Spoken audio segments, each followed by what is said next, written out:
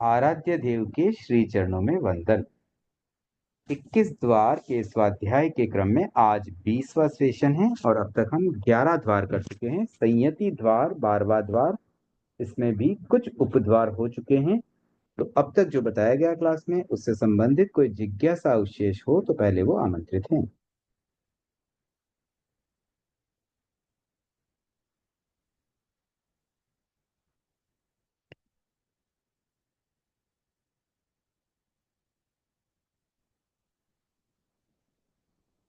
हम संयति द्वार में भी 7वें उपद्वार संयता संयति तक कर चुके थे। अब हम 8वां द्वार असंयति द्वार प्रारंभ करते हैं। असंयति का मतलब होता है असंयमी। तो 1 से 4 स्थान तक के 4 तक के जो गुण स्थान वाले जीव है वे सारे असंयति में आ जाते हैं। मतलब जो व्रत न ले, अव्रति कह दो असंयति कह दो, एक ही बात हुई। तो इसमें जीव के भेद तो 14 सारे के सारे आ जाते हैं। क्योंकि देखिए असंगी जीव तो मिथ्यात्वी होने से पहले गुण स्थान में आ ही रहे। अब केवल संगी जीवों की बात है तो वो मिथ्यात्वी भी हो सकते हैं, सम्यक्त्वी भी हो सकते हैं। तो वहां पर भी शुरू के गुण स्थानों में प्राय जीव के सब भेद आ ही जाते हैं। तो 4 गुण स्थान जहां आ जाते हैं तो वहां जीव के 14 भेद पूरे कवर हो जाएंगे। अब यहाँ पर योग की बात करें तो आहरक और आहरक मिश्र केवल इन दो को छोड़ा गया, क्योंकि ये दो योग तो साधु अवस्था में ही होंगे। तो ये भी बहुत स्पष्ट है। अब उपयोग की बात करें तो उपयोग में भी जो उपयोग एक्सक्लूसिवली साधुओं के लिए होते हैं, केवल साधुओं में ही पाए जाते हैं, वो क्या क्या है? एक तो मन है परिज्ञान, और केवल ज्ञान एवं केवल दर्शन। बस ये 3 को छोड़ देंगे। लेशाएं 6 आ जाएगी, क्योंकि 1 से 6 गुण स्थान में से कोई एक भी गुण स्थान अगर आ रहा है तो 6 लेशा आ जाएगी। उसके बाद भाव पांचों आ जाते हैं।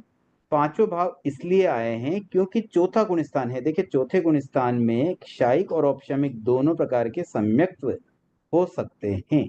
इस अपेक्षा से औपशमिक भाव और क्षायिक भाव आ जाएंगे। और बाकी 3 भाव तो प्राय सब जगह रहते ही है। क्षयोपशम भी होगा, उदय भी होगा, और पारिणामिक भाव तो बाय डिफॉल्ट है। चारित्र को छोड़ करके शेष 7 आत्माएं ली गई है। चारित्र आत्मा इसलिए नहीं ली क्योंकि ये केवल साधु में होती है। सम्यक्त्व होने से ज्ञान आत्मा तो हो सकती है, और चौथा गुण स्थान है इसलिए ज्ञान आत्मा तो इसमें आ जाएगी। लब्धि पांचों आ जाएगी। लब्धि में तो ज्यादा कुछ सोचने की बात होती नहीं है, केवल एक बहुत रेयर केस में ही कहीं कहीं बिल्कुल नहीं आएगी, बाकी आएगी तो पांचों आ जाती है। अब वीर्य की बात करें तो 1 से 4 गुण स्थान बाल, उसके बाद 5वां बाल पंडित, और 6 और उसके आगे के पंडित। तो ये भी बहुत इजी कैलकुलेशन है। दृष्टि में भी ऐसे ही है कि जहां पहला गुण स्थान आएगा वहां मिथ्या दृष्टि, जहां तीसरा आएगा वहां मिथ्या, सम्यक मिथ्या मिक्स वाली, और चौथा गुण स्थान आते ही सम्यक दृष्टि भी हो जाएगी। इवन दूसरे में भी हो जाती है।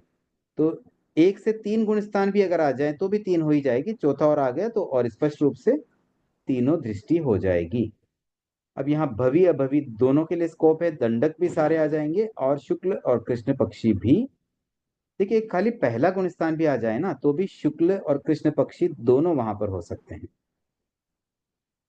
अब नो संयति नो असंयति। अब ये जो भेद दिया गया ये सिद्धों के लिए होता है, क्योंकि वो संयति नहीं है, लेकिन उन्हें हम असंयति भी नहीं कह सकते हैं क्योंकि वो असंयम में भी नहीं है।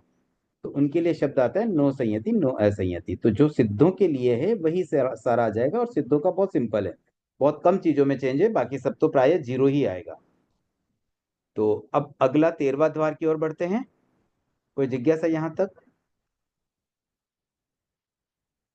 ठीक है। आई थिंक अभी है ना बहुत इतनी बार हम काफी चीजों को कर चुके हैं ना, तो काफी कुछ चीजें तो एकदम दिमाग में फिट हो ही जाती है कि जैसे साधु का गुणस्थान नहीं आ रहा है तो आहरक लब्धि को छोड़ते हैं। आहरक लब्धि छूटने से कौन से योग छूट रहे हैं, और क्या क्या चीजें छूटती है, चारित्र छूट रहा है आत्मा में, ऐसे सारी चीजें। इवन उपयोग में भी मन है परियोग केवल ज्ञान आदि, ये कुछ कुछ चीजें तो मुझे लगता है कि प्राय आप सबके एकदम दिमाग में अब अच्छे से सेट हो चुकी है। उसमें आपको शायद बुक में देखने की जरूरत भी न पड़े। तो बहुत कम जगह ही मुझे ऐसा लगता है जहां हमें थोड़ा ध्यान रखने की बात है। जैसे कल एक बात आई थी कल की क्लास में कि दर्शन जो है वो 10वें गुण स्थान में नहीं होता, बस ये एक नियम ध्यान रखना है। तो ऐसे कुछ कुछ चीजें ही ध्यान में रखनी होती है।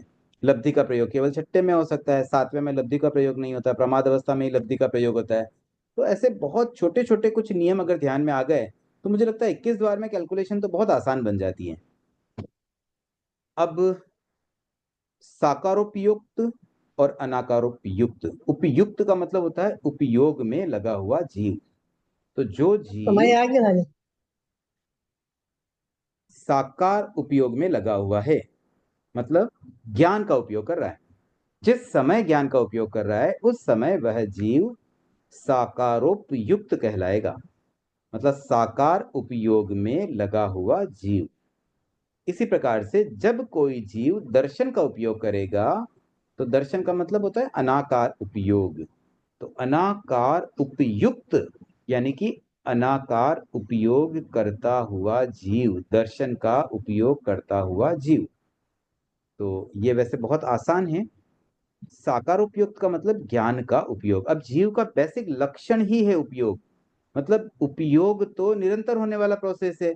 हाँ, इतनी सी बात जरूर है कि कभी ज्ञान का कभी दर्शन का, दो में से कोई एक उपयोग तो सदैव होने ही होने वाला है हर जीव के, न केवल संसारी बल्कि सिद्धों के भी।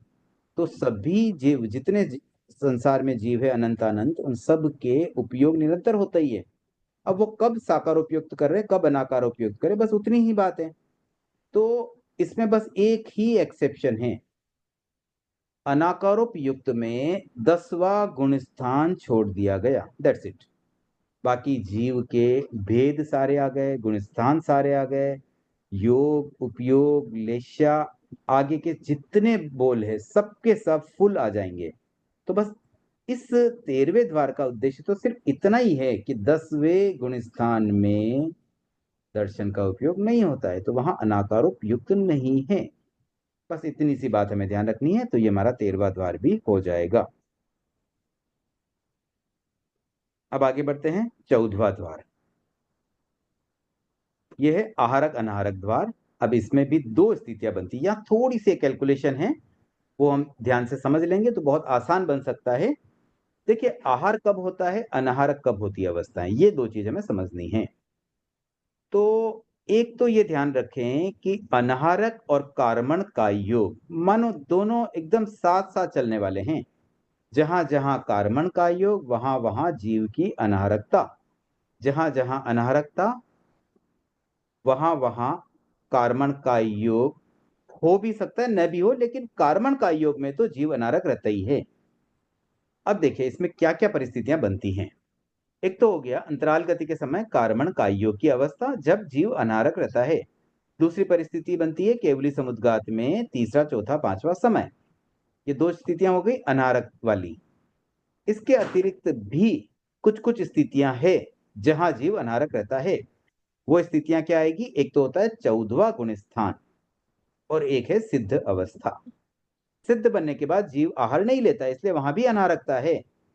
और 14वें गुण स्थान में अयोग हो जाने पर भी आहार नहीं लेता है, क्योंकि वहां पर जब मन वचन काय की प्रवृत्ति ही नहीं होगी तो जीव आहार कैसे ले, रोम आहार भी कैसे लेगा। तो ये टोटल चार कंडीशन है अनारकता की। लेकिन कार्बन का योग के साथ तो अनारकता जोड़ ही सकते हैं, जहां जहां कार्बन का योग वहां वहां अनारकता। लेकिन जहां जहां अनारकता वहां वहां कार्बन का योग होना जरूरी नहीं है। प्रथम दो विकल्प में तो हो रहा है। दो विकल्प कौन से, अंतराल गति और केवली समुद्गत। बाकी के जो दो विकल्प है 14वां गुण स्थान और सिद्ध अवस्था, वहां पर कार्बन का योग नहीं है लेकिन फिर भी जीव अनारक है। अब इन दो बातों को कंसिडर करते हुए हम इस पूरे द्वार को, 14वें द्वार में दो ही पार्ट है, 14.1 एंड 2 आराम से कर पाएंगे। तो 14.1 पहले कर लेते हैं आहारक में। तो देखिए आहारक अवस्था जीव के सभी भेदों में होती है, मतलब कोई पर्टिकुलर जीव का भेद, चाहे केंद्रीय पंचेंद्रिय सबको आहार तो लेना ही हो, तो कभी ना कभी तो आहार करेगा, कभी एक बार भी आहार लिया तो वो आहारक में आ ही जाएगा। उसके बाद गुण स्थान की बात करें तो क्योंकि आहारक 13 तक तो है, लेकिन 14वें में तो पूरी तरह से अनारक है, जैसे मैंने बताया अनारक अवस्था का तीसरा विकल्प, तो इसलिए इसमें केवल 13 गुण स्थान लेंगे, 14वें को छोड़ देंगे। अब देखिए जहां जहां कार्बन का योग वहां वहां अनारकता कंपलसरी है, इसलिए कार्बन का योग में तो आहारक हो ही नहीं सकता। इसलिए हमने योग में एक कार्बन का योग को छोड़ दिया आहारक में, बाकी सारे योग तो हो जाएंगे। उपयोग की बात करें, उपयोग सभी हो जाते हैं, उपयोग में कोई दिक्कत नहीं है, लेशाएं भी सब आ जाएगी, क्योंकि जहां 13 गुण स्थान आ गया वहां पर बाकी बोलों में तो कुछ ज्यादा सोचने की जरूरत है नहीं। तो अन्य सब बोल पूरे के पूरे आ जाएंगे, मतलब भाव, आत्मा, लब्धि, वीर्य, दृष्टि, भवि, अभवि, दंडक, पक्ष, ये सारे जितने विकल्प है सब आहारक अवस्था में आ ही जाएंगे। अब अनाहारक की बात करते हैं। देखिए, अब थोड़ी सी यहाँ कैलकुलेशन है कि अनाहारक की जो 4 परिस्थितियां हैं उसके अनुसार हमें गिनना होगा। तो जैसे अंतराल गति कहाँ कहाँ आती है, वो आती है पहले, दूसरे और चौथे गुण स्थान में, और केवली समुद्घात 13वें गुण स्थान में, और 14वां गुण स्थान बाई डिफॉल्ट अनाहारक है। तो गुण स्थान तो हमने 5 ले लिए, 1 2 4 13 14। लेकिन जीव के जो भेद लिए गए दोनों आ गया। उसमें अंतराल गति में तो एक तो बेखुदा कोई करना भी है। हाँ, जीव बिना नहीं आकर खुदा अनाहारक करना ही बार ना होगा। बैठे रहते। अंतराल गति में तो कोई भी जीव अनाहारक ही होता है। तो अंतराल गति इज पार्ट ऑफ अपर्याप्त अवस्था, अगले गति की अपर्याप्त अवस्था का उसे हिस्सा समझते हुए हम सभी अपर्याप्त भेदों को अनाहारक में ले सकते हैं। और केवली समुद्घात या 14वें गुण स्थान की अपेक्षा लें तो वहां पर केवल संगी पर्याप्त पंचेंद्रिय आते हैं, उनको भी हमें अनारक में लेना होगा। क्योंकि केवली समुद्घात कब होता है? 13वें गुण स्थान में। उस समय का जीव कौन हुआ? संगी है, पंचेंद्रिय है। मनुष्य है तो पंचेंद्रिय होगा, संगी होगा और पर्याप्त भी होगा। तो इसलिए केवल एक 14वां भेद और ऐड कर लेंगे, तो ऐसे कुल 8 भेद जीव के आ जाएंगे अनारक में। योग में तो एक कार्बन का योग, वो भी किस अवस्था में? अंतराल गति और केवली समुद्घात की अवस्था में। 14वें गुण स्थान की अवस्था से तो कोई योग होता ही नहीं है, लेकिन अनाहरक में कहीं एक जगह भी कोई योग आया तो वो सब हमें लेने हैं। तो अगर हम 4 जगह देखें तो अंतराल गति में कौन सा योग हुआ जब भी जीव अनारक रहेगा? केवल एक कार्बन का योग। फिर केवली समुद्घात में केवल एक कार्बन का योग, क्योंकि जिस समय केवली समुद्घात में औदारिक मिश्र या औदारिक का योग होता है उस समय जीव आहारक होता है, उस समय अनारक नहीं है। तो अनारक तो केवल तीसरे चौथे पांचवें समय में ही है। तो दो दो स्थितियों में तो कार्बन का योग आ गया। अब तीसरी बात करें तो वहां तो अयोग है, तो वहां कार्बन का योग भी नहीं है, कोई भी योग नहीं है। तो ठीक है, नहीं है तो भी कोई बात नहीं, हमने तो पहले कार्बन का योग तो हमारा लिया हुआ है, कोई एक विकल्प में भी कोई एक योग आएगा तो हमें लेना ही है। और सिद्ध अवस्था में भी कोई योग नहीं होता है, तो एक कार्बन का योग आ गया प्रथम 2 विकल्प के आधार पर। उपयोग की बात करें तो यहां पर देखिए, मन परिज्ञान और चक्षु दर्शन 2 को छोड़ा गया। अब सोचते हैं क्यों। देखिए, 4 परिस्थितियां हैं, चारों परिस्थितियों को वापस हम समझ लेते हैं। तो अंतराल गति में क्या मन परिज्ञान हो सकता है? नहीं हो सकता है। अंतराल गति में तो कैसे होगा ना, आखिर पर्याप्त तो होगा जीव, उसमें संज्ञा भी होगी। वो मन कुछ, किसी के मन को वो पढ़ रहा है तो उसमें कुछ तो उसमें ऐसी चीज होनी चाहिए जिसके लिए पर्याप्त अवस्था की जरूरत पड़ेगी। तो मन परिज्ञान अंतराल गति में हो नहीं सकता। 13वें गुण स्थान में केवली समुद्घात के समय हो सकता है क्या? नहीं हो सकता, क्योंकि वहां केवल ज्ञान आने के बाद बाकी 4 ज्ञान तो ऑलरेडी वहां से एलिमिनेट हो जाएंगे। अब मन परिज्ञान न तो 14वें में हो सकता है, क्योंकि 13 14 दोनों में नहीं है, और न सिद्ध अवस्था में हो सकता, मतलब ये तीनों जगह पे केवल ज्ञान आ गया, इसलिए मन परिज्ञान अनारक में नहीं हो सकता। अब चक्षु दर्शन को क्यों छोड़ा गया है, इसको समझ लेते हैं। देखिए, चक्षु दर्शन कब होगा, ये पहले भी एक चर्चा चली थी कि भाई अपर्याप्त अवस्था में चक्षु दर्शन हो सकता है। यहाँ इस पुस्तक में भी एक जगह एक लाइन ऐसी आई है कि अपर्याप्त अवस्था में चक्षु दर्शन नहीं हो सकता है, लेकिन इसकी अपेक्षा सिर्फ ये है कि भाई अंतराल गति में नहीं हो पाएगा, बाद में तो हो जाता है। तो कैसे? देखिए, केवली समुद्घात वाली बात को पहले देख लें अगर, तो वहां भी केवल दर्शन है। 14वें गुण स्थान में भी केवल दर्शन है, सिद्धों में भी केवल दर्शन है, तो वहां पर बाकी 3 दर्शन केवल दर्शन में ऑलरेडी समाहित है, चक्षु दर्शन अलग से नहीं लिया जाता है। तो ये 2 ऑप्शन एलिमिनेट हो गए। अब बचा हमारे पास क्या? सिर्फ एक, 3 ऑप्शन एलिमिनेट हो गए, एक बचा खाली अंतराल गति। तो अंतराल गति में अनारक अवस्था कब रहती है? रोम आहार, रोम आहार से भी पहले जो ओज आहार है, ओज आहार लेने के पहले पहले होगी। मतलब जब अंतराल गति चल रही है उसमें जो अनारक समय होता है वो तो ओज आहार के पहले का ही हुआ समय। जैसे ओज आहार लिया फिर तो वो आहारक समय शुरू हो गया, तो उस समय तो चक्षु नहीं बनी है, मतलब इंद्रिय पर्याप्ति भी नहीं हुई है, बनना भी शुरू नहीं हुई है, इसलिए चक्षु दर्शन हो ही नहीं सकता। तो चक्षु दर्शन को भी हम अंतराल गति में तो नहीं ले सकते हैं। बाकी 3 में भी 3 ऑप्शन हमने पहले ही एलिमिनेट कर लिए केवल दर्शन की अपेक्षा से। तो इसलिए मन परिवज्ञान और चक्षु दर्शन इन दो को छोड़ दिया गया, बाकी 10 उपयोग ले लिए गए। अब बाकी 10 उपयोग लिए गए उनको भी आप ऐसे कैलकुलेट कर सकते हैं। जैसे मति ज्ञान श्रुति ज्ञान की अगर हम बात करें, तो अगर कोई सम्यक्त्वी जीव है तो उसमें मति ज्ञान श्रुति ज्ञान तो हमेशा रहेगा, क्योंकि ज्ञानावरणीय कर्म का क्षेपक्षण तो सदैव रहता है। वो अंतराल गति में भी है, और अंतराल गति के गुण स्थान कौन कौन से हैं? पहला, दूसरा, चौथा। चौथे समय में भी मति ज्ञान श्रुति ज्ञान तो हो ही सकता है।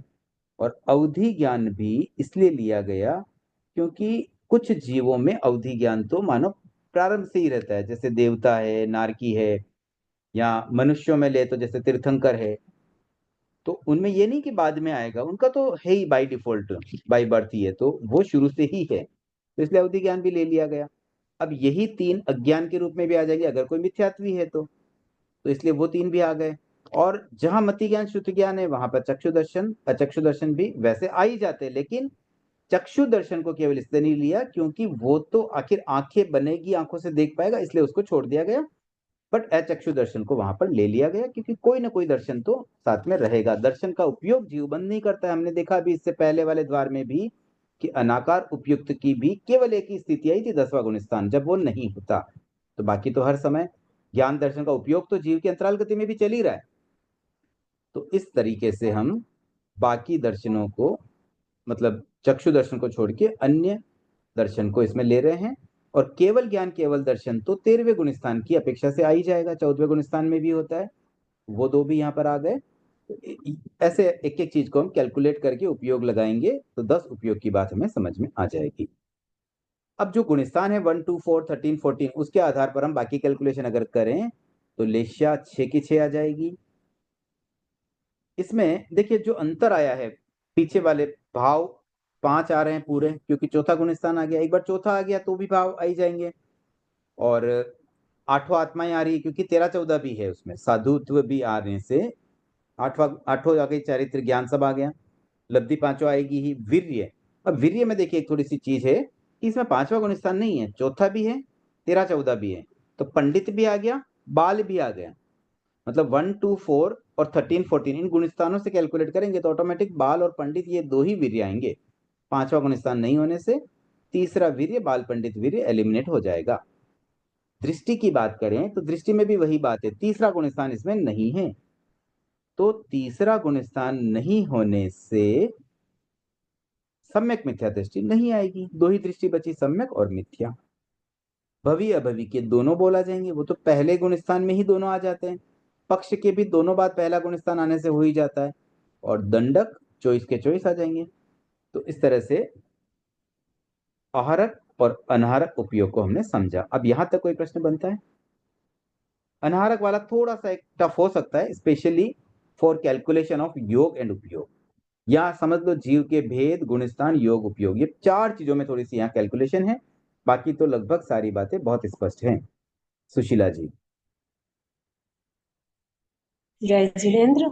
जब अनाहार की स्थिति है वो तो बिल्कुल अंतराल गति में ही है, तो फिर अचक्षु दर्शन कैसे आया? उसके शरीर प्राप्ति तो बनी इसलिए नहीं। आता है कि देखिए दर्शन का उपयोग तो निरंतर होने वाला प्रोसेस है, कोई ना कोई उपयोग तो होगा, तो एक मिनिमम अचक्षु दर्शन को तो माना ही जाएगा। मतलब क्या होता है ना, जीव के ज्ञानावर्णीय और दर्शनावर्णीय कर्म का कुछ ना कुछ क्षेपक्षम तो रहता ही है, तो उससे वो अंतराल कुछ गति ना में भी कुछ साथ उपयोग में रहते करेगा। हैं। अंतराल गति में भी साथ में रहते हैं। हाँ, अंतराल गति में भी अनुपयोग, देखो अगर अगर ये होता ना तो फिर अंतराल गति को हम छोड़ते थे, बट हमने नहीं छोड़ा है। अंतराल गति में भी उपयोग तो होता ही है, और उपयोग एक समय भी ऐसा नहीं होता है कि कोई जीव उपयोग न कर रहा हो। ओ मारा। टीना जी। जय जिनेन्द्र सर, मुझे पूछना था कि चौथा गुणस्थान अनारक स्थिति में कैसे आया? अनारक स्थिति में ऐसे आता है कि कोई जीव मृत्यु के समय मान लो सम्यक्त्वी है, तो आगे भी सम्यक्त्वी रह सकता है। जैसे राजा श्रेणी का जीव, अब वो शायिक सम्यक्त्वी है, अब वो नरक में गए, तो जब वो मनुष्य भाव से नरक में गए होंगे तो उस समय की जो उनकी अंतराल गति थी, क्या उस समय वो सम्यक्त्वी नहीं थे? और क्या उस समय अनारक अवस्था नहीं आ सकती थी? तो इस तरह से अंतराल गति में सम्यक तो हो सकता है। तो उसके हिसाब से चौथा गुण स्थान लिया है। हाँ, ये तो एक एग्जाम्पल है, मतलब चौथा गुण स्थान तो होते ही अंतराल गति में पहला, दूसरा, चौथा, 3 गुण स्थान हो सकते हैं। तीसरी गति में मृत्यु नहीं होती है, और 5वीं गुण स्थान का जीव मरेगा तो भी उसका श्रावकत्व छूट जाएगा मरते ही, साधुत्व भी ऐसे ही छूट जाता है। इसलिए केवल 3 ही गुण स्थान बचते हैं जो अंतराल गति में साथ में हो सकते ओके सर, थैंक यू। हैं। उर्मिला जी। यस सर, ये जो 1, 2, 4, 13 और 14 है ना, ये गुण स्थान है। मीन्स जैसे वीर बाल पंडित, राइट? तो 5वां गुण स्थान मीन्स जैसे साधु की अपेक्षा से उसमें फिर बाल पंडित मरण नहीं होगा ना, नहीं, मतलब इसमें 5वां। इसमें बाल और पंडित दो लिए गए हैं, बाल पंडित नहीं है। बाल अलग है, पंडित अलग है, मतलब दो तो बाल पंडित वीर्य है। नहीं लिया ना। हाँ सर, बोलिए बोलिए बोलिए। हम्म। बाल पंडित इसकी अपेक्षा से नहीं लिया है, 5वां गुण स्थान साधु के होता है ना। 5वां गुण स्थान तो श्रावक के होता है ना, साधु का कैसे होगा? सॉरी, 5 से फिर तो ये 13, 14 कैसे आ गया सर? 13, 14 इसलिए आया क्योंकि ये अनारक अवस्था है ना, तो 13वें गुण स्थान में केवली समुद्घात में अनारक अवस्था हो सकती है, इसलिए 13वां गुण स्थान लिया गया। और 13वें गुण स्थान का जीव जब अनारक है उस समय तो उनके पंडित वीर्य है। अगर वही कोई अंतराल गति में अनारक है तो उस समय उनके बाल वीर्य रहेगा। तो जैसे 13वां गुण स्थान तो वितरागी का होता है, और वितराग तो साधु दीक्षा लेने के बाद ही होता है। 13वां गुण स्थान तो वितराग अवस्था में होता है ना 13 और 14 गुण स्थान। वितराग भी नहीं, केवल ज्ञानी अवस्था में। वितराग तो 11वें 12वें अवस्था में, 11वें 12वें गुण स्थान में भी हो सकता है। ये तो केवल ज्ञानी के ही हो सकता है, मतलब वितराग तो है ही, लेकिन वितराग के बाद की हम्म स्थिति है जब केवल हम्म ज्ञान भी आ जाए। ओके, थैंक देखिए, यू। दो स्थितियां बन रही है। 13वें गुण स्थान में केवली समुद्घात में भी अनारक स्थिति होती है, और हम्म 14वां गुण स्थान तो अनारक है ही। तो उन दोनों हम्म स्थितियों में भी पंडित वीर्य आ ही जाएगा। हम्म ठीक है, थैंक क्लियर यू। हुआ? यस। ठीक है।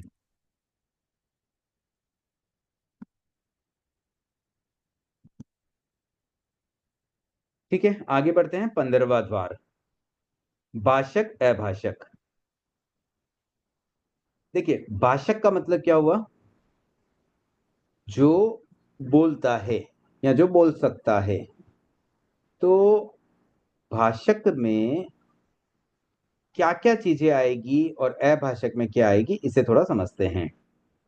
देखिए, जैसे अपर्याप्त अवस्था में कोई जीव अगर है तो उस समय वो बोल नहीं पाता, बट मानो उसके भाषा पर्याप्ति पूर्ण हो भी गई तब भी वह, ऐसा तो है नहीं कि अपर्याप्ति पूर्ण होते ही सीधा बोलना शुरू कर देगा। तो ऐसा मान सकते हैं कि अपर्याप्त अवस्था तो अभाषक ही होती है।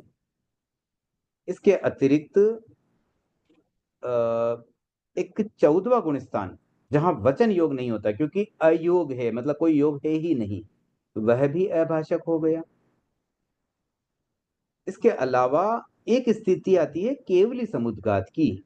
जैसे हमने केवली समुद्घात के समय यह समझा था कि मनोयोगी और वचन योगी दोनों योग उस समय नहीं होते हैं। तो एटलीस्ट इतना मानना पड़ेगा कि भाई केवली समुद्घात में अभाषक स्थिति रहेगी जीव की। तो इस अपेक्षा से 13वां गुण स्थान भी आ जाता है।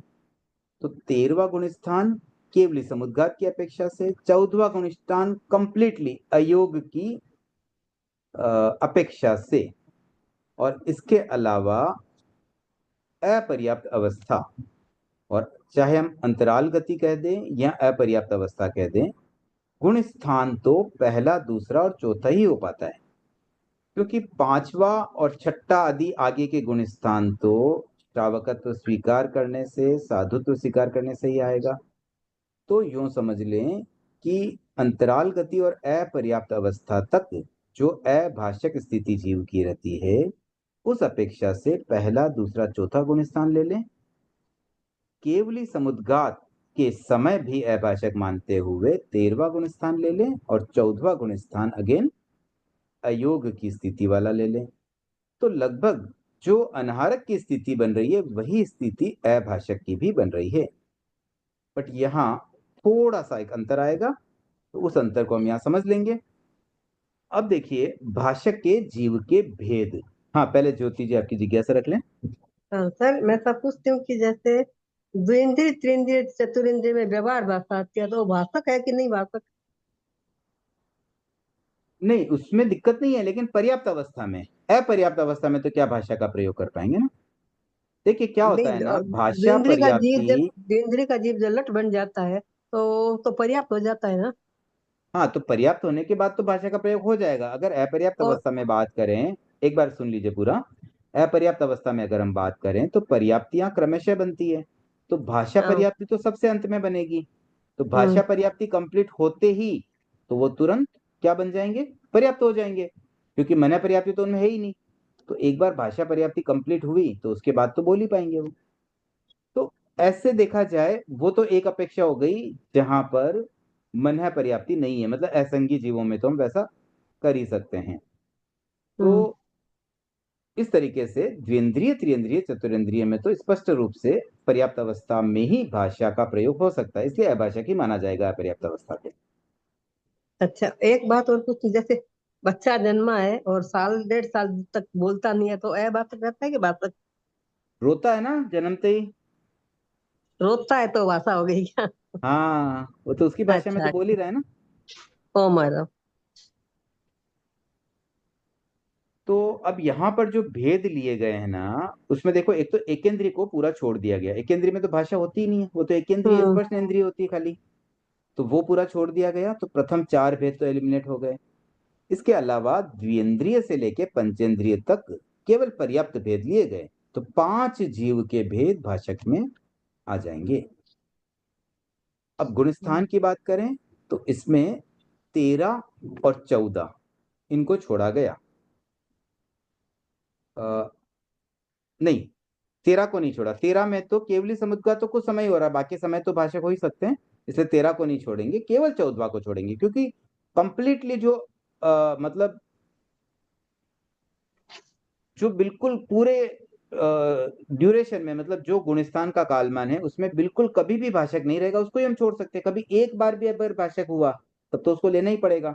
तो 13वें गुणस्थान में तो केवल केवली समुद्गात की अपेक्षा ही ली गई है, तो बाकी समय 8 समय का केवली समुद्गात तो जीवन में कभी एक बार आ गया तो आ गया, बाकी समय तो वो भाषक ही है।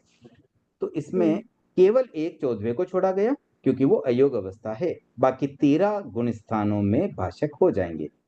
और आप समझ लीजिए जहां 1 से 13 गुण स्थान आ जाते हैं वहां आगे के बोल प्राय सब आ जाते हैं। केवल एक कार्बन का योग को यहाँ छोड़ा गया, क्योंकि केवली समुद्गात में भी भाषक नहीं माना गया। तो केवली समुद्गात में भाषक नहीं है और अपर्याप्त अवस्था में भी भाषक नहीं है, तो दोनों ही अपेक्षा से कार्बन का योग उसमें नहीं आ पाएगा। बाकी 14 योग ले लिए गए, उपयोग 12 के बारे सब आ जाएंगे, लेशाएं सब आ जाएगी, और आगे के बोल केवल 5 स्थावर को छोड़ के सब आ जाएंगे। स्थावर को इसलिए क्योंकि स्थावर तो कंप्लीटली अभाषक है। हम्म अब अभाषक की बात करते हैं 15.2।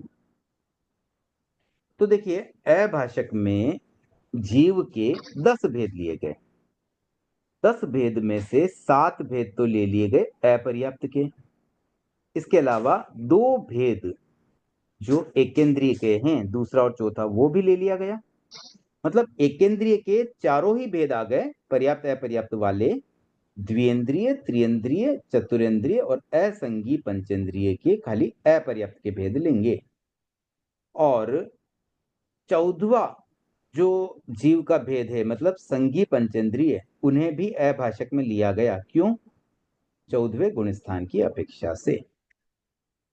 मतलब उनमें भी अभाषक अभाषक कभी ना कभी होता हो, वो सब हमें यहां लेने हैं। तो संगी पंचेंद्रिय पर्याप्त अवस्था में भी जब केवली समुद्घात करेंगे तब, या 14वें गुण स्थान में जाएंगे तब अभाषक होने से 14वां भेद भी ले लेंगे। मतलब एकेंद्रीय के चारों भेद ले लिए गए, अपर्याप्त वाले सब भेद आ गए, और एक पर्याप्त में से हमने किसका लिया? 14वां भेद। ये बात क्लियर हुई? थोड़ा सा इसमें कैलकुलेशन हो सकता है, कोई प्रश्न बने या आप उपयोग लगाएंगे, थोड़ा चिंतन करेंगे तो ऐसे बहुत टफ तो नहीं है ज्योति जी।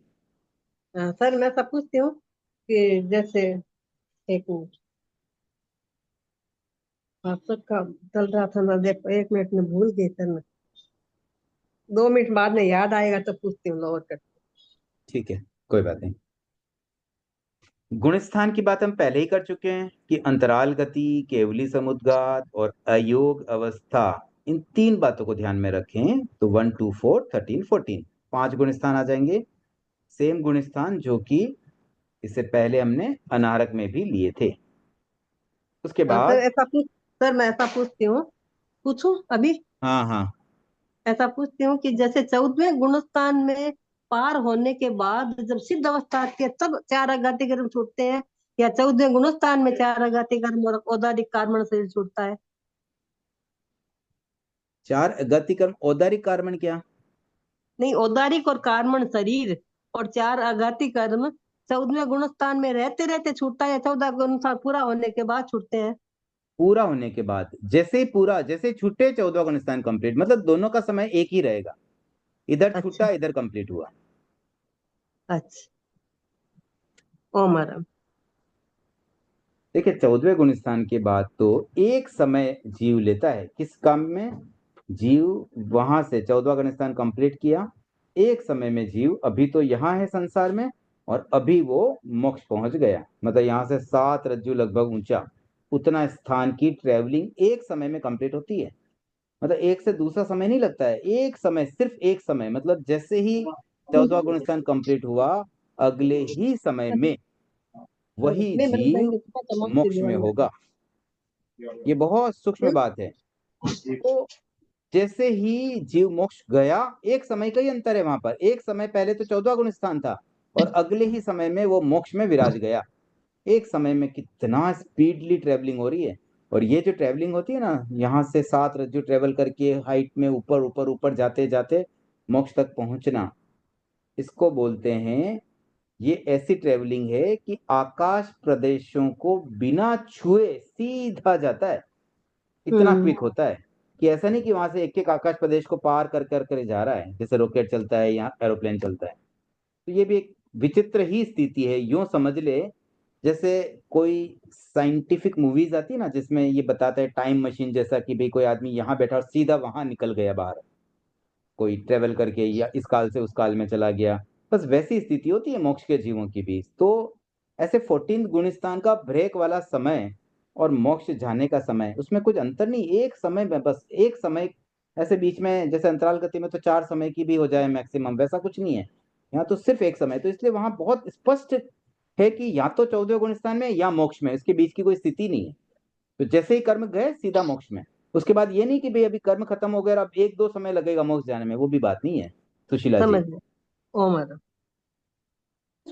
मैं ऐसे पूछ रही थी क्योंकि हम लोग अभी जो गुणस्थान गीतिका पढ़ रहे हैं ना, उसमें ऐसा है कि प्रथम समय के सिद्ध होते हैं, उसमें चारों कर्म क्षीण होते हैं। इसलिए पूछ रहे हैं कि 14 गुणस्थान में होते हैं या वो प्रथम समय के सिद्ध में होते हैं। देखिए अब है ना, इसको भी अगेन अपेक्षा से ही समझने की बात होती है। कोई इसको अगर प्रथम अच्छा समय के सिद्ध कह दो तो प्रथम अच्छा। समय के सिद्ध में छूट चुके हैं, छूटने के बाद ही वो सिद्ध बने हैं। तो प्रथम समय के सिद्ध में छूटेंगे या प्रथम समय के सिद्ध में छूट चुके हैं, इन दोनों में भी कुछ अंतर है। अच्छा अगर आप कहते हैं प्रथम समय के सिद्ध में छूटेंगे, इसका मतलब ये हुआ कि प्रथम समय के सिद्ध में ये थे पहले फिर छूटे, सिद्ध हाँ, ऐसा अवस्था में तो गीतिका ये में है है। ही नहीं। ठीक प्रथम ठीक। समय के सिद्ध में ज्ञानोपयोग कह सकते हैं आप, कि केवल अच्छा ज्ञान का उपयोग प्रथम समय के सिद्ध करते हैं। बट प्रथम ठीक। समय के सिद्ध भी ऊपर ही विराज रहे हैं, वो नीचे नहीं है कि भाई अभी संसार से जीव ट्रेवल करना शुरू किया। वो तो जैसे ही 14 गुण स्थान खत्म हुआ, अगले समय में ही उनका ट्रेवलिंग टाइम भी उसी में आ गया और वहां पहुंचने का भी वहीं आ गया, अगले समय में वो वहीं मिलेंगे आपको। अच्छा अब बाकी ठीक है, अपेक्षा से कोई कैसे बोल दे, हाँ बट ठीक है, मूल वो बात कोई जो बात समझ नहीं है। समझाने की वो मैंने आपको बता दी। हाँ ठीक।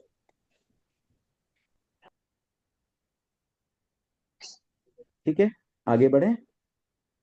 तो अ भाषा कंप्लीट हो गया। हाँ चंद्रकला जी। जय जिनेन्द्र सर। सर मेरी जिज्ञासा है कि भाषक में कार्बन का योग को छोड़ा गया है 13वें गुण स्थान की अपेक्षा से केवली समुद्घात के समय। तो सर केवली समुद्घात जब जीव करता है वो पंचेंद्रिय ही होता है और भाषक की होता है, तो फिर उस वक्त भाषक को क्यों छोड़ा, कैसे छोड़ा गया है? देखो, जैसे हमने ना मनोयोग वचन योग में ये डिस्कस किया था कि 8 समय का, एक एक समय का ऑलरेडी बताया गया भी, इस समय औदारिक का योग है, उस समय औदारिक मिश्र का योग है, इस समय हाँ। कार्बन का योग है। तो कुल मिलाकर के इन 8 समय में तो कोई वचन योग का प्रयोग हो ही नहीं रहा है, इसलिए इन 8 समय में भाषक नहीं माना गया। अच्छा सर, वो होता तो है ही ना सर, वो पर्याप्ति तो होती है उसके अंदर, भाषा पर्याप्ति तो उस भाषा वक्त तो। पर्याप्ति होने से थोड़ी कोई भाषक होता है। भाषक तो तभी होगा ना जब वो बोल सके, उस समय नहीं बोल सकता। केवली समुद्घात के समय 8 समय में तो बोल ही नहीं सकता, क्योंकि उनके पास वचन योग का स्कोप ही नहीं है। अच्छा सर, ये कई दिनों से मेरी जिज्ञासा थी। बहुत बहुत धन्यवाद। Thank you.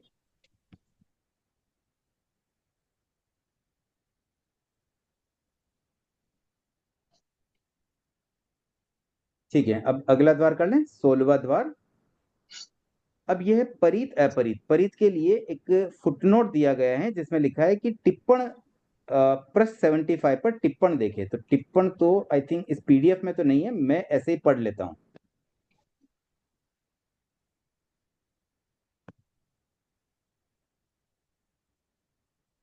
देखिए, परित में 2 तरह के परित होते हैं। ये हमने शायद परित अपरित का जब परिचय किया था ना, तब ये बात डिस्कस की थी। इसमें एक बार वो टिप्पण पहले देख लेता हूँ। टिप्पण 75 पेज पे तो नहीं है मेरे पास, शायद कुछ और होगा, वो शायद किसी और बुक का है। तो एनी पर वो टिप्पण क्या छोड़ देते हैं। फिलहाल मैं परित के बारे में एक बार थोड़ा सा बता दूं कि जो जीव, पहले तो ना परित 2 तरह के होते हैं। एक होते हैं संसार परित, एक होते हैं काय परित। तो संसार परित कौन और काय परित कौन, इसको थोड़ा हम समझते हैं। कई बार इसमें थोड़ा कंफ्यूजन हो सकता है। तो अगर आप में से कोई रीड करने में इंटरेस्टेड हो और जिसके पास ये 21 द्वार की पुस्तक हो, तो मैं पहले चाहूंगा इस पुस्तक से एक बार रीड कर लें। फिर हम पेज नंबर 75 का टिप्पण भी देख लेंगे, फिर हम परित अपरित को शुरू करते हैं। तो उर्मिला जी, आपने हैंड रेज किया है, पहले आप एक बार रीड कर लीजिए। चंद्रकला जी, आपका भी है। हाँ सर। करो। हाँ। परित अपरित जिन जीवों ने संसार भ्रमण की सीमा कर ली वे परित कहलाते हैं। परित की स्थिति जगन्य अंत मुहूर्त उत्कृष्ट कुछ कम अर्थ पुद्गल परावर्तन है। जिन जीवों के संसार भ्रमण की सीमा नहीं हुई वे अपरित कहलाते हैं। यह एक सामान्य परिभाषा है। यहाँ प्रश्न उपस्थित होता है कि परित के संसार भ्रमण की सीमा हो गई, फिर उसमें भवी अभवी दोनों एवं शुक्ल पक्षी कृष्ण पक्षी दोनों कैसे पाते हैं? इसे समझने के लिए निम्नलिखित न्याय ज्ञातव्य है। परित के 2 भेद, संसार परित, काय परित।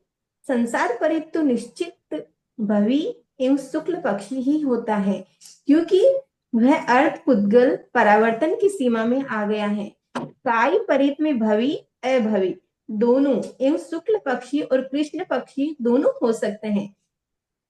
काय परित का अर्थ होता है प्रत्येक शरीरी, यानी एक शरीर में एक जीव।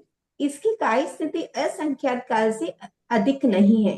असंख्यात काल के बाद संसार में रहने वाला हर जीव निगोद में अवश्य जाएगा ही।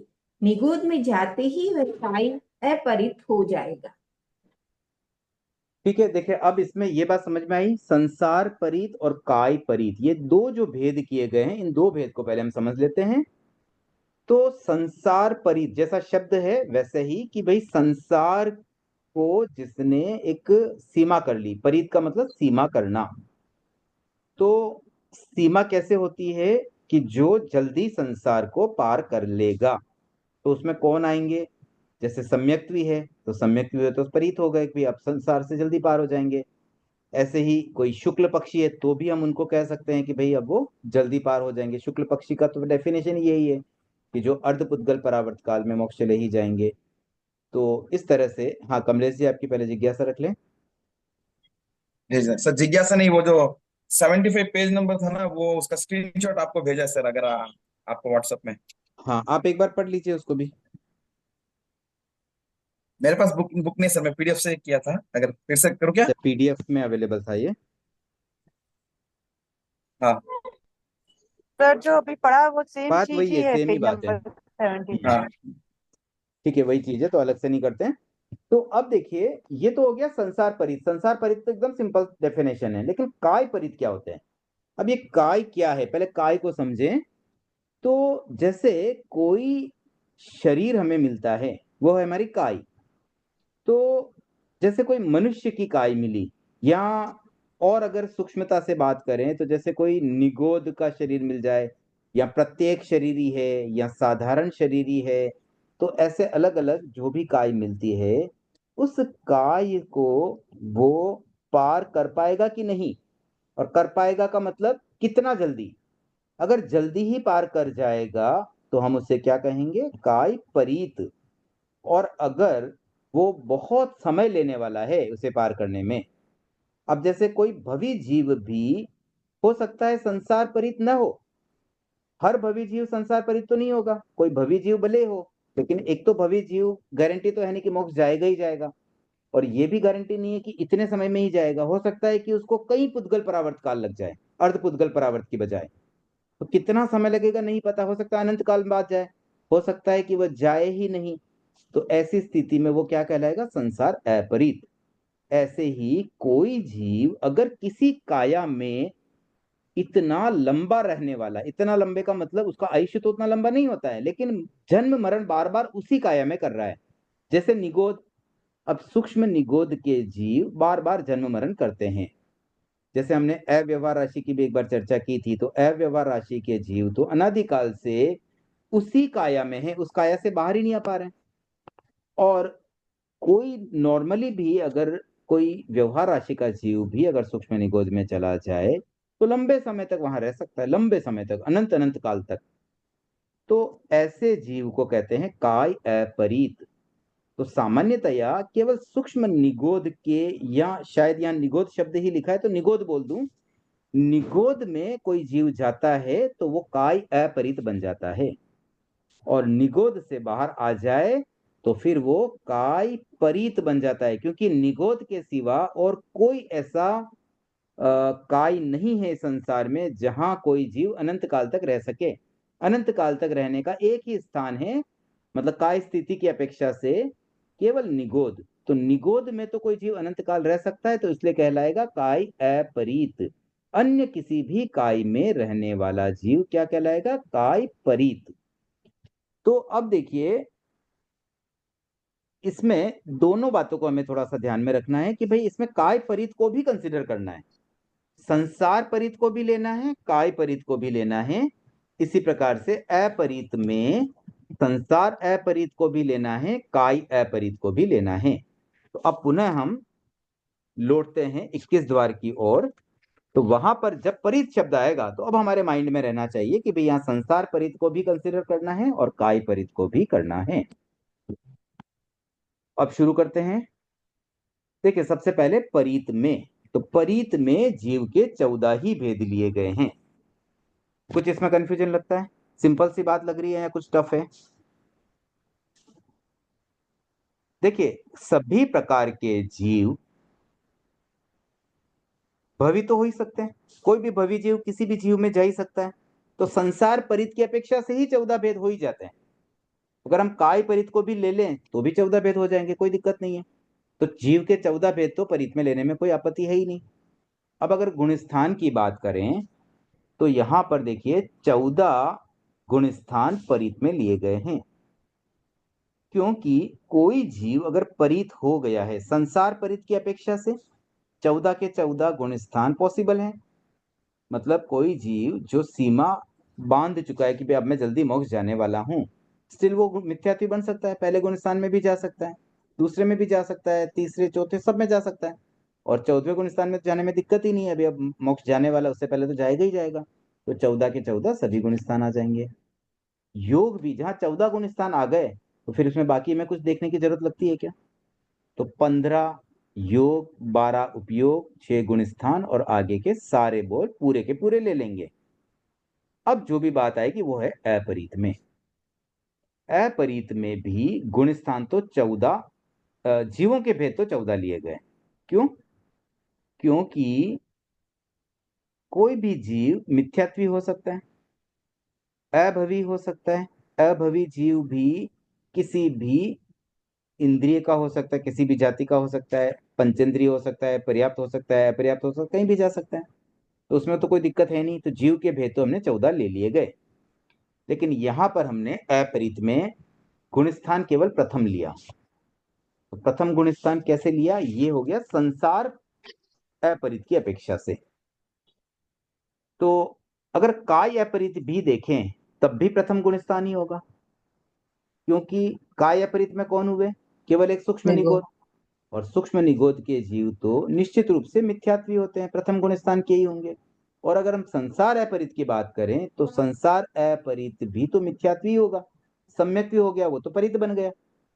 इसलिए केवल एक गुण स्थान इसमें प्रथम आएगा, और जहां प्रथम गुण स्थान हो वहां पर आहारक और आहारक मिश्र योग तो आ नहीं सकता, इसलिए हमने उन दो योग को छोड़ दिया गया। तो यहां पर देखिए अपरित में हम संसार अपरित और काय अपरित को कंबाइंड रूप से भी अगर लें तब भी गुण स्थान तो केवल एक प्रथम ही आएगा, और योग आहारक और आहारक मिश्र आ नहीं सकता है, क्योंकि प्रथम गुण स्थान में ये नहीं होते हैं। बाकी सारे पॉसिबल है, मतलब लब्धि का अन्य लब्धियों का उपयोग हो या न भी हो तो मूल शरीर के आधार पर वैक्रिय वैक्रिय मिश्र, औदारिक औदारिक मिश्र, अंतराल गति की अपेक्षा से कार्बन का योग भी हो गया, तो सारे योग आ जाएंगे। केवल हमने छोड़ा आहारक और आहारक मिश्र को। अब देखिए इसमें हमने 3 अज्ञान और 3 दर्शन लिए। अगेन काय अपरित होगा, सूक्ष्म निगोद, वो भी मिथ्यात्वी, तो उनके भी 3 अज्ञान। और अगर संसार अपरित होगा तो वह भी मिथ्यात्वी, पहला गुण स्थान तो अज्ञान ही होगा। 3 अज्ञान और 3 दर्शन, न तो केवल ज्ञान केवल दर्शन आएगा और न ही मन प्रयोग ज्ञान आएगा। मतलब ज्ञान तो कोई आएंगे ही नहीं, दर्शन में केवल एक दर्शन को भी, केवल दर्शन को भी छोड़ देंगे। तो 3 अज्ञान 3 दर्शन अपरित में आ गए। उसके बाद लेशिया 6 की 6 आ जाएगी, पहला गुण स्थान है, 6 लेशिया पॉसिबल है। आगे अगर हम देखें तो उसमें उदय, क्षयोपशमिक और पारिणामिक, केवल ये भाव आ रहे हैं क्योंकि पहला गुण स्थान है। देखिए क्षयोपशमिक भाव, औपशमिक भाव ये प्रारंभ होता है चौथे गुण स्थान से, इससे पहले तो हो नहीं सकता। बात समझ में आई ना? सम्यक्त्व पहली मतलब उसमें भूमिका बनती है। कभी भी कर्मों का जब उपशम होगा तो उपशम केवल एक मोहनीय कर्म का होता है। तो पहले होगा दर्शन कर्म का, दर्शन मोहनीय का, उसके बाद होगा चारित्र मोहनीय का। दर्शन मोहनीय का तो चौथे गुण स्थान में होता है, तो अर्लीस्ट पॉसिबल औपशमिक भाव चौथे गुण स्थान में ही आता है। सिमिलरली अर्लीस्ट पॉसिबल क्षायिक भाव भी चौथे गुण स्थान में आता है। और क्षायिक भाव तो 8 कर्म का हो सकता है, लेकिन अर्लीस्ट पॉसिबल तो क्षायिक सम्यक्त्व है। उसके बाद चारित्र सम्यक्त्व का क्षायिक भाव आएगा 12वें गुण स्थान में। फिर 3 कर्मों का, जो 3 घाती कर्म बच गए, ज्ञानावरणी, दर्शनावरणी, अंतराय, इनका क्षायिक भाव आएगा 13वें गुण स्थान में। और बाकी के 4 कर्मों का क्षायिक भाव आएगा सिद्धों के। तो ऐसे क्रमशः देखें तो एक एक चीज क्लियर हो जाती है। तो क्षायिक भाव पहले गुण स्थान में आने का सवाल ही नहीं है, औपशमिक भाव भी नहीं आ सकता है, और उदय क्षयोपशम तो रहता ही हर गुण स्थान में रहेगा, तो पहले में भी है। तो ये 3 भाव उदय, क्षयोपशमिक और पारिणामिक। अब इसमें क्योंकि मिथ्यात्वी है पहले गुण स्थान के, इसलिए ज्ञान चारित्र को छोड़ के बाकी 6 आत्मा ले ली गई। वीर्य 5 ही ले लिया गया, सॉरी लब्धि 5 ले ली गई, वीर्य केवल एक बाल वीर्य आएगा। मिथ्यात्वी है इसलिए मिथ्या दृष्टि ही आएगी। इसमें भवि अभवि दोनों हो सकते हैं, दंडक 24 हो जाएंगे, और पक्ष कृष्ण और शुक्ल दोनों हो जाएंगे। तो हमने यहां पर देखिए काय परित और संसार परित दोनों को कंसिडर करते हुए इस बोल को किया है। अब इसका जो तीसरा पार्ट आता है नो परित नो अपरित, ये सिद्धों के लिए प्रयुक्त होता है। तो सिद्धवत हो जाएगा, जो सिद्धों में हमने पढ़ा वही बात। उर्मिला जी। Yes sir. जिसे मिथ्यात्वी जीव है तो उसको केवल ज्ञान किससे हो जाएगा सर? इसमें हमने केवल ज्ञान कहाँ लिया? इसमें अपन ने 6 छोड़ा या 3 अज्ञान और 3 दर्शन? हाँ बस इतना ही लिया है ना, इसमें केवल ज्ञान है ही नहीं। ज्ञान तो कोई भी नहीं लेंगे मिथ्यात्व में, 5 ही ज्ञान नहीं आ रहे हैं। क्लियर हुआ? हाँ, यस। चंद्रकला जी। सर मेरी जिज्ञासा ये है कि सर काय परित जो है वो काय अपरित हो सकता है। हो सकता है, लेकिन संसार तो परित संसार फिर अपरित नहीं हो सकता है। तो फिर सर काय अपरित और काय अपरित ये अलग अलग भेद की क्या अपेक्षा है। मतलब दोनों पॉपुलर है, काय परित शब्द भी चलता है, काय अपरित भी चलता है। अब यहाँ पर द्वार परित अपरित है तो इसमें दोनों परित ले लिए गए, काय अपरित भी ले लिया, संसार अपरित भी ले लिया। अब ये तो देखिए थोकड़ा बनाने वाले जो अपेक्षा लेना चाहिए, अगर उन्हें केवल संसार परित लेना होता तो यहाँ लिख सकते थे संसार परित संसार अपरित, क्या दिक्कत थी?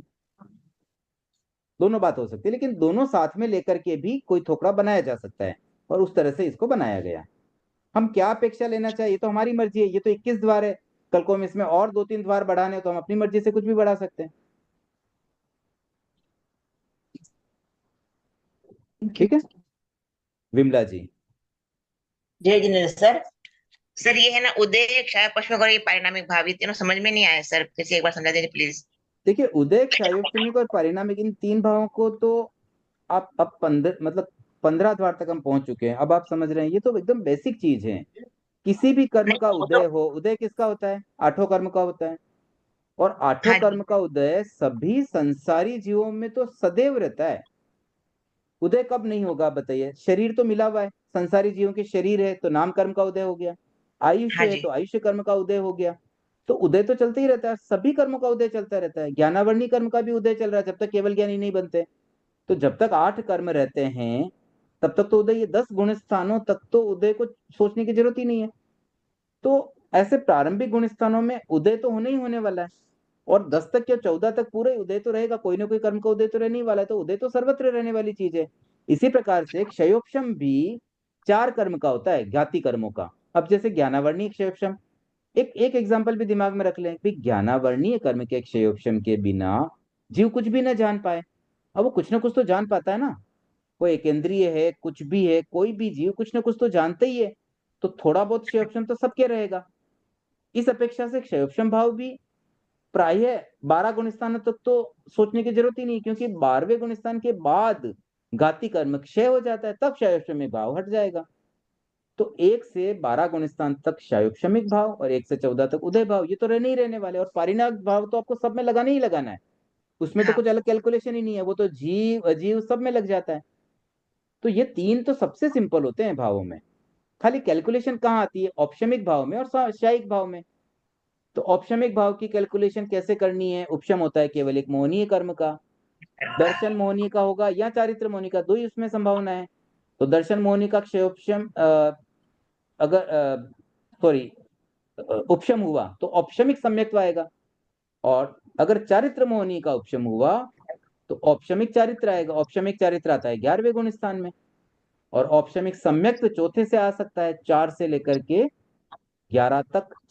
तो बस इस अपेक्षा से हम समझ लेंगे किस गुण स्थान में जीव आ रहा है, उसमें ऑप्शन है या नहीं है। और क्षय की बात करें तो 8 कर्म क्षय हो सकते हैं। कब कब होते हैं वो बात है, तो सबसे पहले क्षय होता है दर्शन मोहनीय, जिससे मिलता है क्षायिक सम्यक, तो चौथे से मिल जाता है। उसके बाद 4 से लेकर 14 तक क्षायिक सम्यक तो है ही, तो क्षायिक भाव 4 से लेकर 14 तक और सिद्धों में भी आ ही जाएगा। उसके बाद के कर्म भी क्षय होते हैं, लेकिन उसकी अपेक्षा की जरूरत ही नहीं, क्षायिक सम्यक में ही सब कवर हो गया। हाँ सर, क्लियर हुआ लेकिन ये सारे है ना, भाव? हाँ हाँ सर, ये है ना, ये जो दर्शन मोहनी है, मतलब वो है ना कितने गुण तक रहता है? दर्शन मोहनी है कितने कितने गुण स्थान तक मतलब, रहता है? हाँ जी, देखिए सम्यक्त्व से संबंध है दर्शन मोहनीय का, तो इसका उदय कब होगा? दर्शन मोहनीय का पहले गुण स्थान में। अच्छा, मतलब उदय की बात करें तो, लेकिन अभी हम किसकी बात करें? उपशम और क्षय की। तो उपशम कब होगा? जब चौथा गुण स्थान आएगा, चौथे से पहले तो उपशम होता नहीं है। और क्षय कब होगा? क्षय भी चौथे से ही हो सकता है, क्षयिक समय को आए तो। ठीक है। हाँ जी, थैंक यू सर।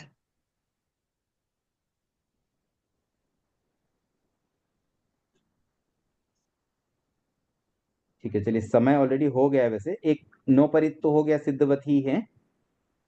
तो एक बार इतना ही रखते हैं, और कल हम अगला द्वार, मतलब कल का मतलब अब तो हमारा सेशन होगा नेक्स्ट मंडे को। अब वैसे विशेष कुछ बचा नहीं, मुझे लगता है 1 या 2 सेशन में लगभग अपना कंप्लीट भी हो जाएगा। तो इसको अब अगले सेशन के लिए ही रखते हैं, और कोई जिज्ञासा हो तो आप रख सकते हैं। 16 द्वार हमारे कंप्लीट हो चुके हैं। यहां तक कोई भी जिज्ञासा रह गई हो तो आप अभी पूछ सकते हैं।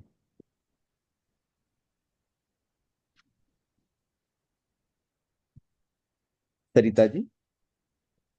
हाँ जय जिनेन्द्र सर। सर वो अनाहरक में चक्षु दर्शन को छोड़कर जो चीज ली वो तो सर क्लियर है। सर वही सर आपने जो समझाया था ना कि अचक्षु दर्शन को फिर क्यों नहीं छोड़ा, तो सर इसको एक बार और क्लियर कर दीजिए कि इसको नहीं देखिए, अगर छोड़ने अचक्षु की। दर्शन को भी छोड़ लेंगे तो फिर तो दर्शन उपयोग को ही नहीं मान पाएंगे हम। अच्छा, तो कुछ ना कुछ मतलब तो वहां लेना पे है, तो हम मिनिमम है चक्षु दर्शन को तो ले। अच्छा, चक्षु दर्शन तो फिर भी एक बार आंखें उससे देखना, और एक नॉर्मल तो मतलब उसमें 4 इंद्रिय मन सब आ जाते हैं, तो अचक्षु दर्शन को तो कैसे छोड़ सकते हैं। मतलब वो दर्शन उपयोग की अपेक्षा से मैं चक्षु दर्शन को यहाँ पे हाँ, दे मतलब रहे दर्शन उपयोग में मिनिमम है, चक्षु दर्शन के बिना तो दर्शन उपयोग भी कैसे रहे। हैं। ठीक है, कल्पेश जी। Thank you. हाँ जय जिनेन्द्र। मैंने एक बार सुना था ये अभवी जीव 7 पूर्वों का ज्ञान कर सकते हैं। तो सर बिना सम्यक्त्व का 7 पूर्वों का ज्ञान कैसे हो सकता है? थोड़ा वहां पे कंफ्यूजन था। देखिए, पूर्व का ज्ञान मुझे खैर ये तो बात नहीं पता, लेकिन कर सकते हैं, लॉजिक दे सकता हूँ। मुझे ये ध्यान में तो नहीं है कि 7 पूर्व का कर सकते हैं कि नहीं कर सकते हैं। बट ये तो है ना, कोई नॉलेज लेना, मतलब कोई चीज पढ़ना, वो एक अलग बात होती है। अब कोई पूर्व तो आखिर है तो बुक्स ही ना, किसी न किसी फॉर्मेट में एक पुस्तकीय ज्ञान ही तो है, श्रुत ज्ञान ही तो है, तो श्रुत ज्ञान तो लिया ही लेकिन जा सर वो सकता तो है। जीव अजीव बट या 9 पदार्थों का ही ज्ञान तो होगा ना वो तो। हाँ, लेकिन अब वो मेरे तो खैर ये बात भी ध्यान में नहीं है, बट फिर भी आप अगर बता भी रहे हैं तो हो सकता है, पॉसिबल है। अभवी के भी, अभवी के लिए बता रहे हैं क्या? हाँ अब अभी के लिए। हाँ, तो वो तो एक नॉलेज बेस ही तो है ना, तो वो उनका लेकिन श्रुत अज्ञान में ही काउंट होगा। अगर वो अभवी है, मिथ्यात्वी है, कोई चीज पढ़ भी ली लेकिन उसको उस तरीके से वो ले नहीं पा रहे, उसको मानते नहीं है, बट पढ़ तो रहे हैं। अब जैसे कोई चीज उनको बताई गई कि इसमें देखो ये एक सूत्र है, धम्मो मंगल मुक्तिटम, धर्म अहिंसा संयम तब धर्म होता है, वो नहीं मानते उसको, लेकिन याद तो कर सकते हैं, तो ज्ञान तो ले ही सकते हैं। तो किसी का दृष्टिकोण मिथ्यात्व होते हुए भी कोई चीज सीख सकते हैं। ओके। ठीक है। और कोई जिज्ञासा जो अभी आज के संबंध में, अभी रिकॉर्डिंग ऑन है इसलिए मैं पहले वो, बाकी और कोई जिज्ञासा तो रिकॉर्डिंग के बाद हो सकती है। सरोज जी। जय जिनेन्द्र सर। अभी कल्पेश जी बोल रहे थे कि 7 पूर्व 9वें पूर्व की तीसरी पूर्व की आचार पहली वस्तु तक का ज्ञान वे कर सकते हैं, और उनका करने का मेन ये रहता है कि वो जो आचार्य होते हैं, श्रुत ज्ञानी आचार्य की निश्रा में रहते हैं, उनकी निश्रा में रहते रहते उनके संयोग से उनको ऐसा ज्ञान हो जा सकता है। तो 8 पूर्व पूरे और 9वें पूर्व की तीसरी आचार वस्तु। ठीक है कल्पेश जी, तो ये बताया गया है सरोज जी के द्वारा कि 8 तक वो पढ़ सकते हैं, बट फिर भी वो ज्ञान तो नहीं कहलाएगा, कहलाएगा ज्ञान ही। ठीक है। ठीक है, आज के लिए इतने ही रखते हैं।